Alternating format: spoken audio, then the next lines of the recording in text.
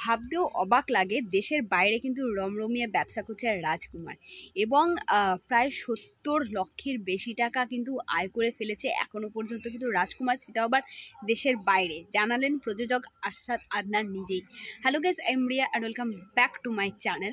তো এখন অবভিয়াসলি রাজকুমারকে নিয়ে কথা বলা হবে এবং রাজকুমার কিন্তু দেশের বাইরে দুটো দেশে কিন্তু রিলিজ হয়েছে, আমেরিকাতে হয়েছে এবং ক্রমে ক্রমে কিন্তু রাজকুমারের ক্রেজ বেড়েই যাচ্ছে। এবং কত টাকা আয় করলো তোমরা জানো? প্রায় 70 লক্ষ টাকার বেশি কিন্তু আয় করে ফেলেছে বিদেশ থেকে। এবং যত দিন যাচ্ছে রাজকুমারের ক্রেজ কিন্তু বিদেশে বাড়ছে এবং এরই সঙ্গে কিন্তু 2রা মে থেকে কিন্তু মধ্যপ্রাচ্যেও কিন্তু রাজকুমার রিলিজ দেওয়া হবে।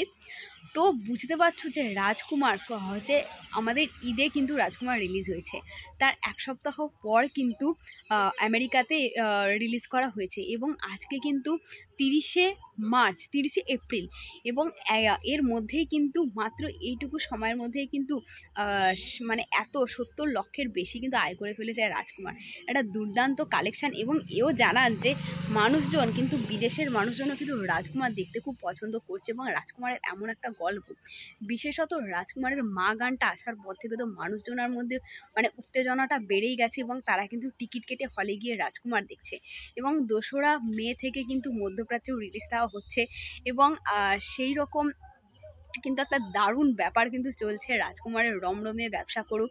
এবং রাজকুমার এমন একটা সিনেমা যেটা কিন্তু যারা না দেখে বিচার করেছিল তারা খুবই ভুল করেছিল এবং যারা দেখে বেরোচ্ছে তারা কিন্তু যেরকম পজিটিভ রিভিউ দিচ্ছে এবং প্রত্যেকেই কিন্তু বলছে যে প্রিয়তমার থেকে খুব ভালো হয়েছে রাজকুমার। এবং তো হিমেল আশরাফজি তো বলেছিলেন যে প্রিয়তমা দেখে যদি মানে 10 মিনিট চোখে জল আসে তো রাজকুমার দেখে কিন্তু তার বেশি চোখে জল আসবে এবং সেটাই কিন্তু হচ্ছে, বিশেষত মা গানটা আসার পর।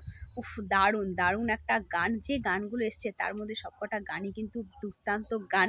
তো সিনেমাটাও কিন্তু দুর্দান্ত, আমরা যা রিভিউ পেয়েছি তার থেকে কিন্তু এটা মানে 100% বলা যেতে পারে এবং সেই জন্য কিন্তু বিদেশেও রমরমিয়ে চলছে, রমরমিয়ে ব্যবসা করছে এবং মানুষজন কিন্তু আরও দেখতে চাইছে। তো যাই হোক, দারুণ একটা ব্যাপার। তোমরা কারা কারা রাজকুমার দেখে নিয়েছো তোমরা কিন্তু অবশ্যই সেটা কমেন্ট করে জানিও। এবং একটু বাইরে আছি সেই কারণেই হয়তো তোমরা বুঝতে পারছো এরকম ব্যাকগ্রাউন্ড, বাইরে এসছি। তো বাড়ি গিয়ে আবার কিন্তু কন্টিনিউয়াসলি ভিডিও আসবে, তোমরা প্লিজ পাশে থেকো। দেখো যে নেক্সট ভিডিওতে খুব তাড়াতাড়ি। টাটা।